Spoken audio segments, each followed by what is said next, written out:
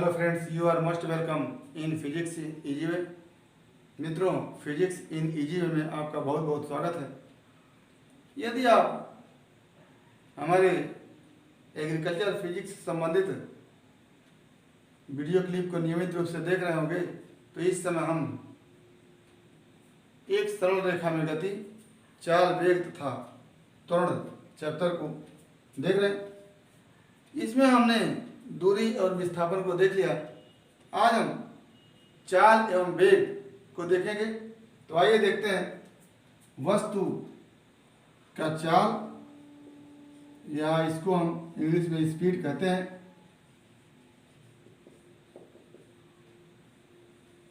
तो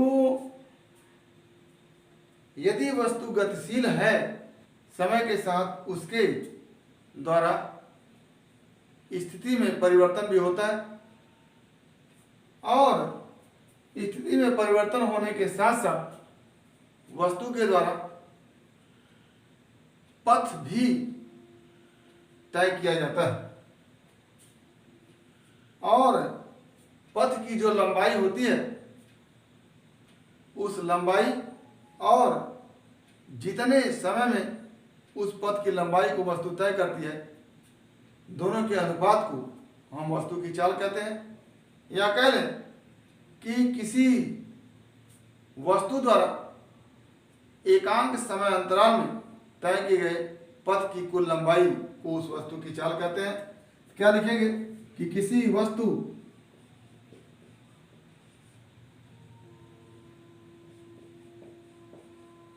द्वारा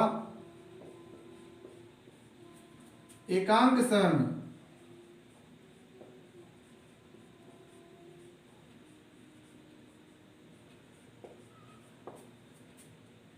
तय की गई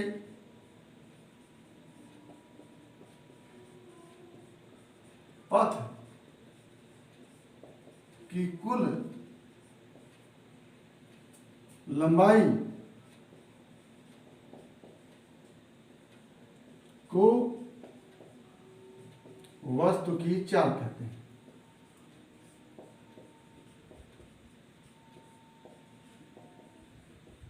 वस्तु की चाल कहते हैं। जैसे अगर कोई वस्तु यहाँ है शुरू में, और 30 सेकंड बाद यहाँ चली जाती है, तो वस्तु के द्वारा तय की गई कुल दूरी, मान लीजिए इन दो बिंदुओं के बीच की दूरी 15 सेंटीमीटर है, और यहां से यहां तक वस्तु 5 सेकंड में आती है। तो 1 सेकंड में जितना वस्तु चलेगी, उसी दूरी को हम क्या कहते हैं? चाल कहते हैं। या अगर वस्तु ए से बी तक इस रास्ते से जा रही है, तो 1 सेकंड में जितना रास्ता वो तय करती है, उस रास्ते की लंबाई को हम क्या कहते हैं? वस्तु की चाल कहते हैं। अब दूसरा परिभाषा, या कह लें कि यदि कोई वस्तु t समय में s दूरी चलती है, या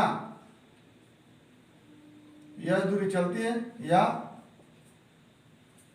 t समय में तय किए गए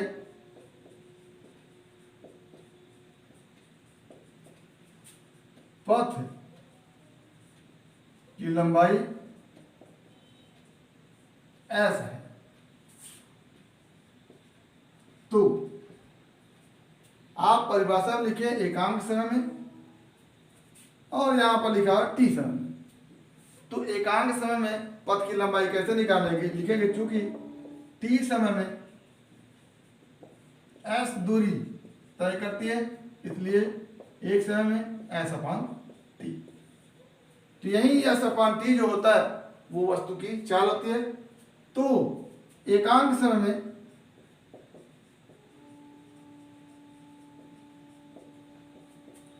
तय किए गए पथ की लंबाई, यहां से जो निकाले हैं S अपान T होगा। यही S अपान T वस्तु की चाल कहलाती है। तो एक परिभाषा जो यहां से बन के आई थी कि किसी वस्तु द्वारा एकांक समय में तय की गई पथ की कुल लंबाई को वस्तु की चाल कहते हैं। और यहां से हम देख रहे हैं कि ये t समय में चली गई दूरी है और ये समय t है। तो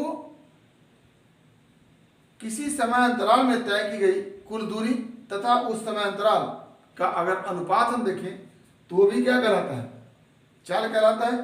तो क्या लिखेंगे, यदि हम चाल को v से लिखें या कह लें कि चाल को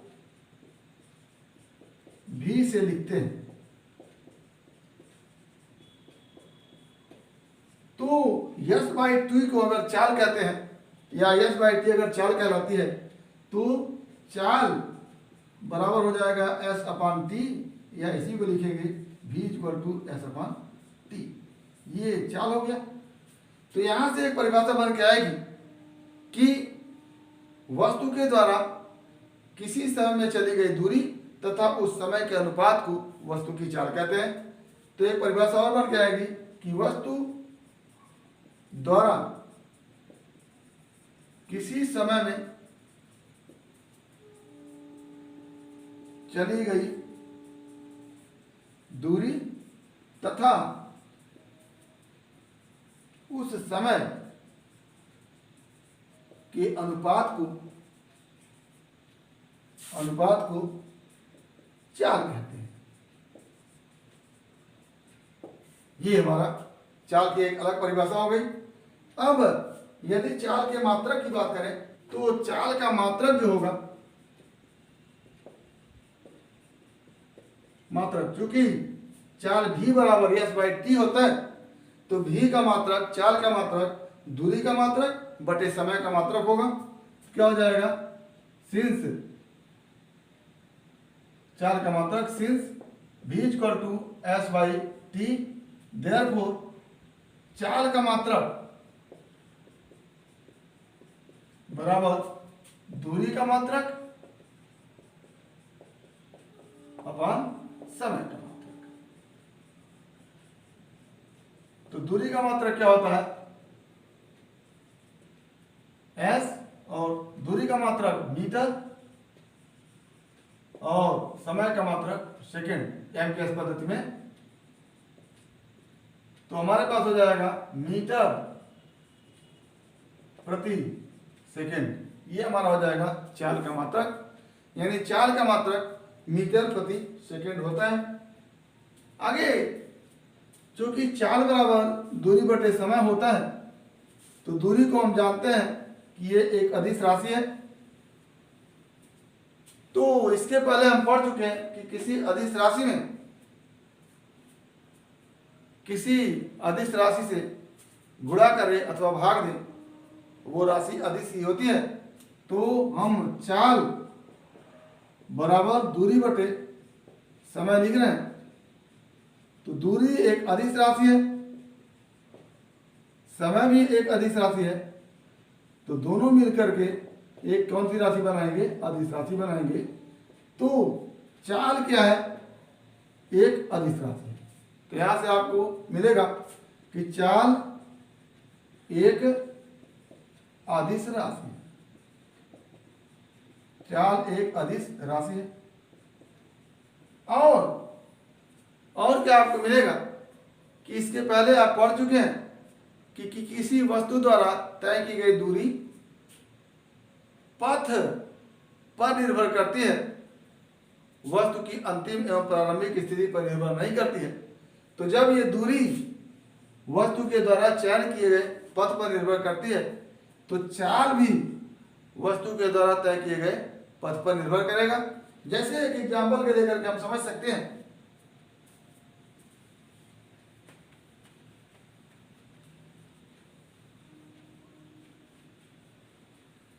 कि ये कोई बिंदु ए है और ये बिंदु बी है, किसी वस्तु द्वारा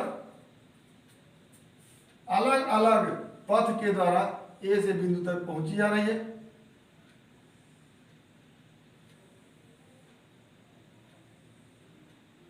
इस तरह से अलग अलग पथ के द्वारा, इस तरह से 1 2 3 और 4। तो इसमें हम पथ की लंबाई या इसी को हम दूरी कहते हैं। पथ की लंबाई देख रहे हैं तो ये सबसे छोटा पथ है। तो इस रास्ते से अगर वस्तु जा रही तो चाल बराबर दूरी या कह लें पथ की लंबाई सबसे छोटी होगी। तो इस रास्ते के माध्यम से अगर वस्तु जाती है तो चाल सबसे छोटा होगा। अगर इस माध्यम से जाती है तो यहां से ए से बी तक के पथ की लंबाई अगर इस रास्ते से चले तो सबसे छोटी है, और रास्ते नंबर 3 से चले तो इस 2 से बड़ी है। तो 3 वाले रास्ते की लंबाई 2 वाले रास्ते की लंबाई से बड़ी है। इसका मतलब दूरी जो होता है 3 वाले पथ के लिए अधिक होगा, तो चाल भी 3 वाले पथ के लिए अधिक होगा।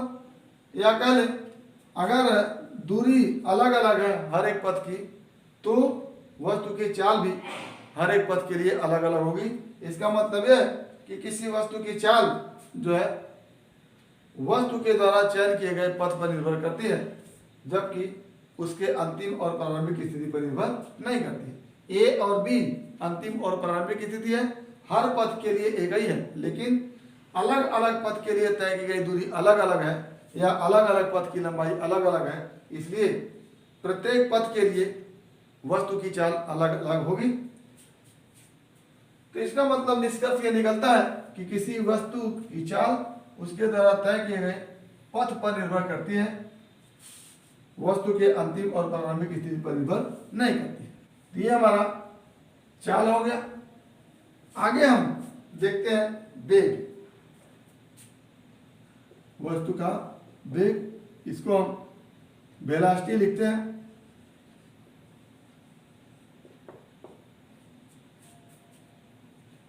तो वेलोसिटी का सीधा संबंध वेग का संबंध विस्थापन से होता है।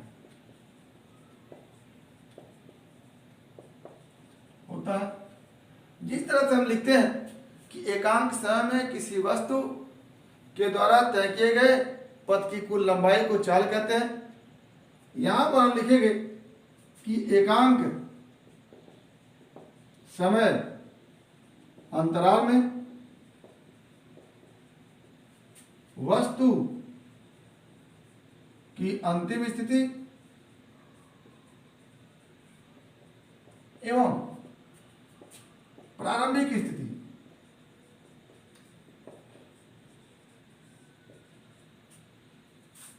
के बीच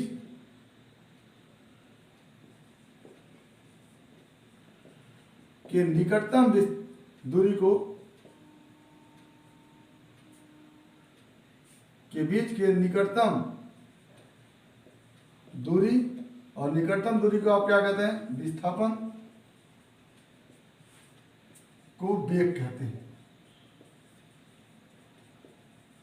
यानी यदि कोई वस्तु ए से बी तक जाती है तो अलग अलग रास्ते से अगर जा रही हो तो जो सबसे छोटा रास्ता होगा निकटतम विस्थापन में अगर समय से भाग देते हैं तो वहीं उस वस्तु की वेग हो जाती है। या कह लें, ये पहला दूसरा कह लें कि किसी वस्तु द्वारा किसी समय अंतराल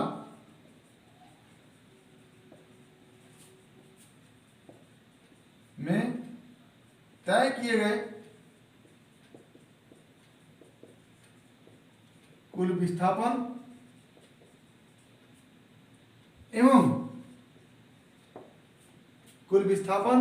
एवं समय अंतराल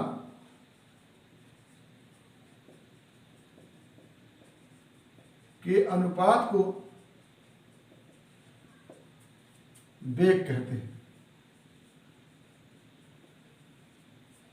यानी वेग एक सदिश राशि है। क्यों सदिश राशि है? क्योंकि ये अनुपात है समय अंतराल और कुल विस्थापन का। तो हम लिखेंगे वेग इक्वल टू विस्थापन बटे समय अंतराल। तो विस्थापन को आप जानते हैं सदिश राशि है और समय अंतराल अदिश राशि है। तो इसके पहले आप पढ़ चुके हैं कि किसी सदिश राशि में किसी अदिश से गुणा अथवा भाग करें तो वो भौतिक राशि सदिश ही रहती है। तो विस्थापन सदिश है, उसमें समय अदिश से भाग देने पर जो हमारा भागफल प्राप्त होगा वो सदिश ही होगा। इसलिए वेग जो है वो एक सदिश राशि है। इसको वेक्टर के रूप में रिप्रेजेंट करते हैं।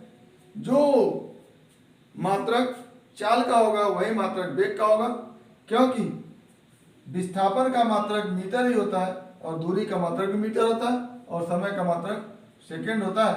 तो वेग का मात्रक भी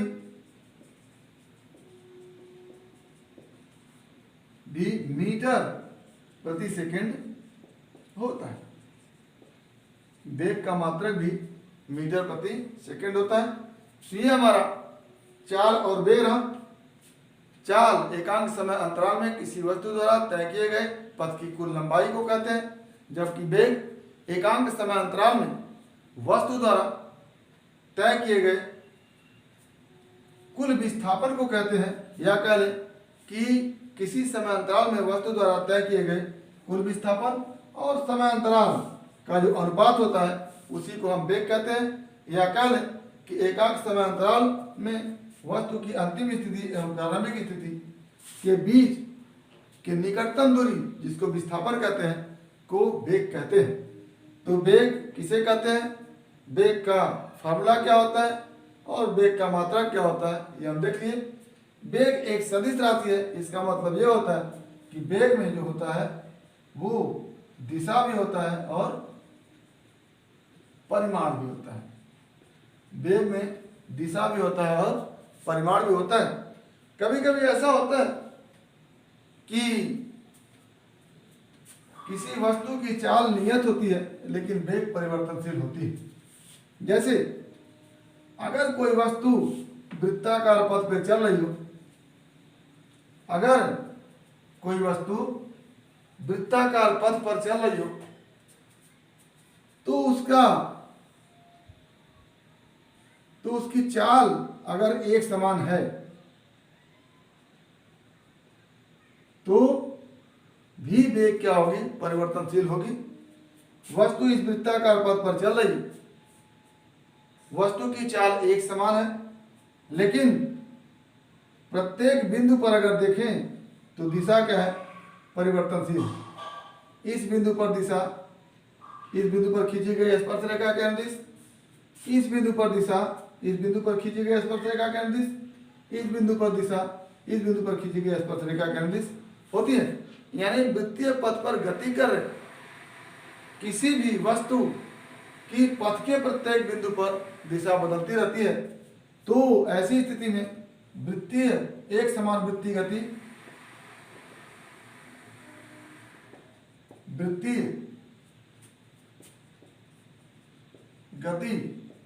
में क्या है, चाल बराबर नियत है, चाल नियत है लेकिन दिशा क्या है, परिवर्तनशील है।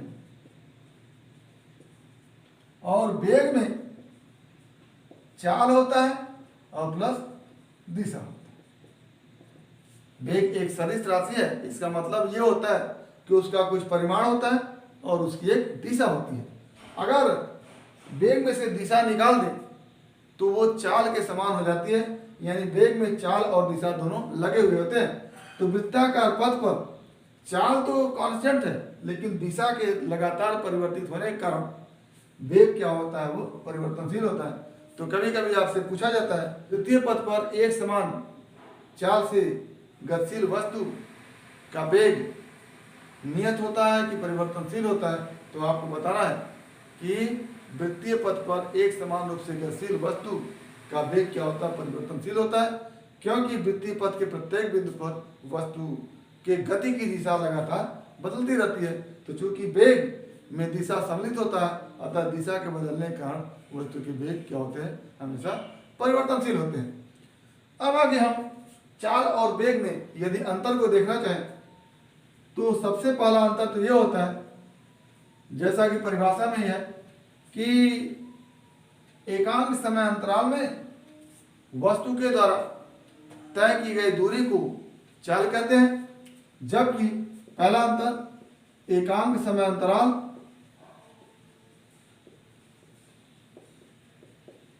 में वस्तु या में तय की गई दूरी, ये क्या कहलाती है, चाल। जबकि एकांक समय अंतराल में तय किया गया विस्थापन, ये जो होता है वो वेग होता है। तो चाल और वेग में पहला अंतर यह है कि चाल जो होता है एकांक समय अंतराल में तय की गई दूरी होती है, और वेग जो होता है वो एकांक समय अंतराल में तय किया गया विस्थापन।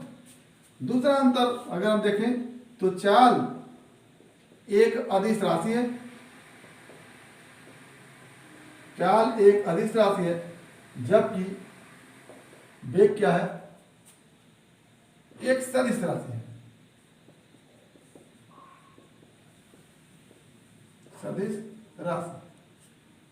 तीसरा जो अंतर हमारा है कि चाल वस्तु द्वारा तय किए गए पथ पर निर्भर करता है। चाल वस्तु द्वारा तय किए गए पथ पर निर्भर करता है, जबकि वेग वस्तु की अंतिम एवं प्रारंभिक स्थिति पर निर्भर करता